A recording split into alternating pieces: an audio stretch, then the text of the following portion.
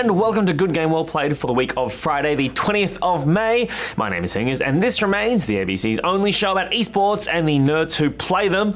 Today on the show, we'll be chatting about all things MSI, but first, let us look at the news. That's the news theme I wrote. And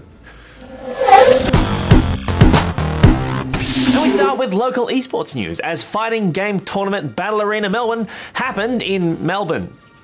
BAM8 was host to over 800 fighting game enthusiasts and featured internationals like former world champion Xian from Singapore and Japan Taitani Tatsuya, who went on to win the Street Fighter V event. Taitani is your Battle Arena Melbourne 8 champion! Successful players at the tournament earn ranking points, which go towards qualifying them for the Capcom Cup Finals, which will be held later on this year.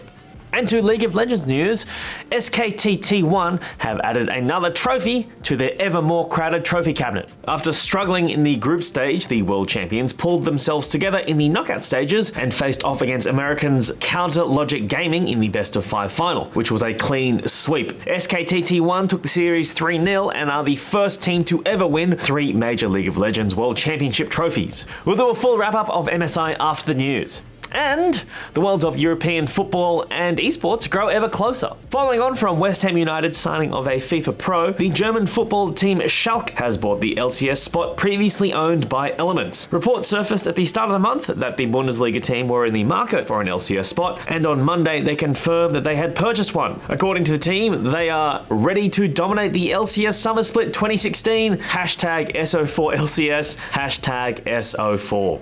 Alright, that is it for the news. Let us talk about MSI.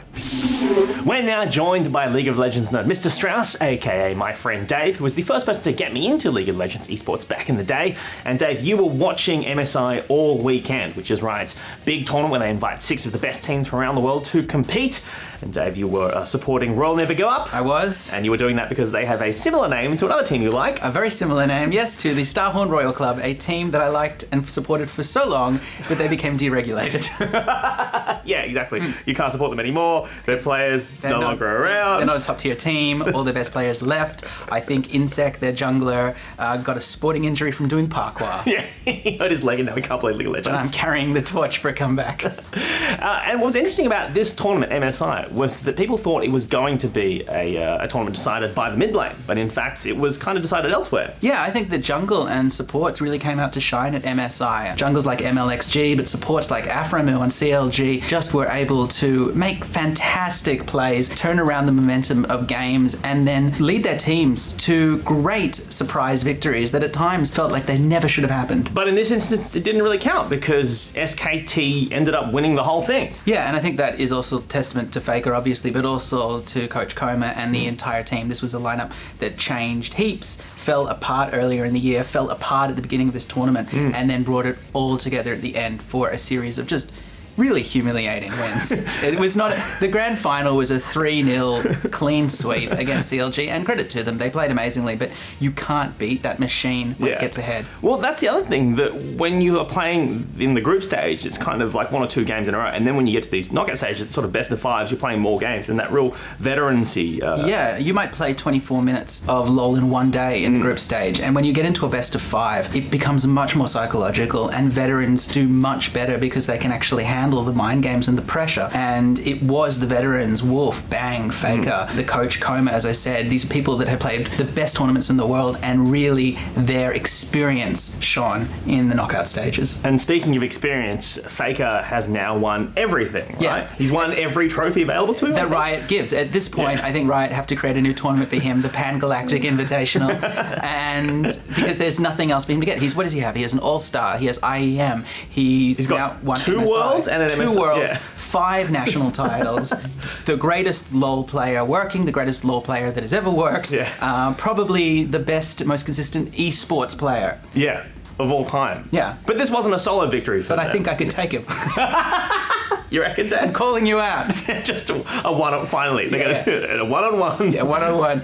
Also, he has to have his hands tied and he has to be buried in a lake. But what does this tell us about the future of League of Legends? Well, I think that this is just making Worlds more exciting. Obviously, the top 4 teams all got a #1 seed for their region, and they're good indicators of who is going to be showing strong at Worlds. You have CLG, who had a fantastic tournament, only undone at the very end. Royal Never Give Up had a great showing for what is essentially an untested team in this Pickup configuration. team, basically.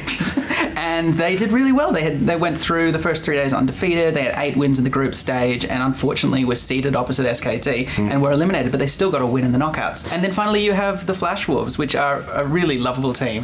There's some great footage of them singing during games. Yeah, we're just happy to be there. 有一天又是这首，妈的！会站我要在去跟他单挑之间，胖的俱乐部，我觉得这场我站在啤酒箱上面打碟。我觉得你们现在就这么嗨，20分钟就结束没有了。成年，直接举牌，直接